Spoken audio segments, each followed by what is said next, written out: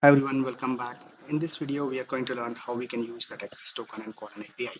So in the last video, we have seen how we generated that access token using the Google authentication. Obviously using the virus as well. All right, so in this video, we'll see how we can reuse that token.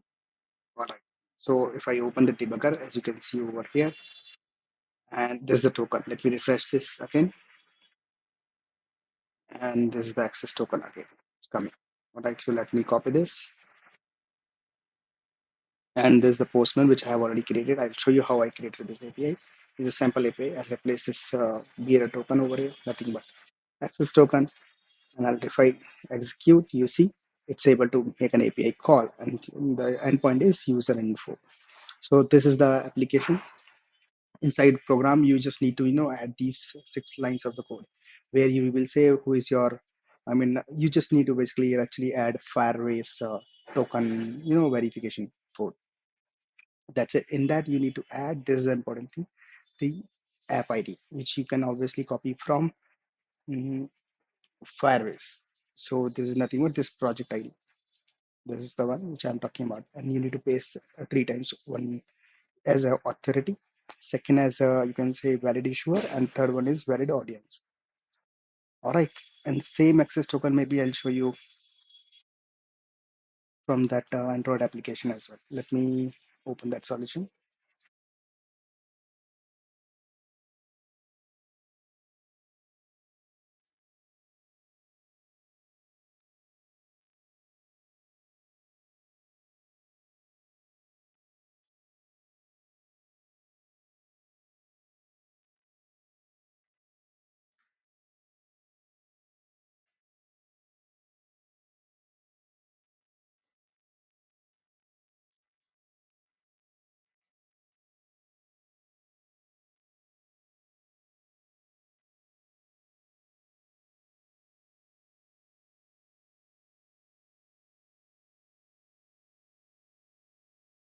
Let me start the simulator.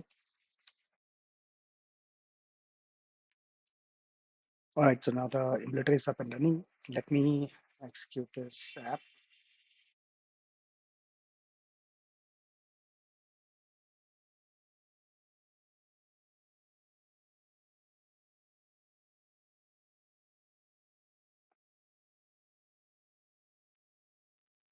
Okay, so app is installed, and let me click on login.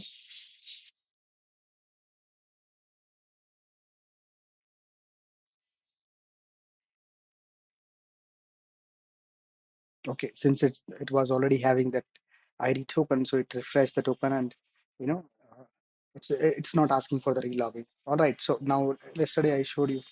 I showed you in the last video that you can debug and get that access token. So let me inspect it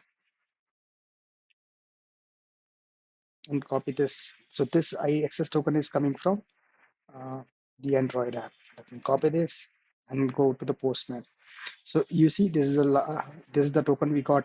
This token what I have added just now was from the browser, and this is the email ID. Now I copied. Let me refresh this. So this one is the new access token which I got from the Android app. If I execute, you should see a different email ID. You can see it's because I logged in with a different account.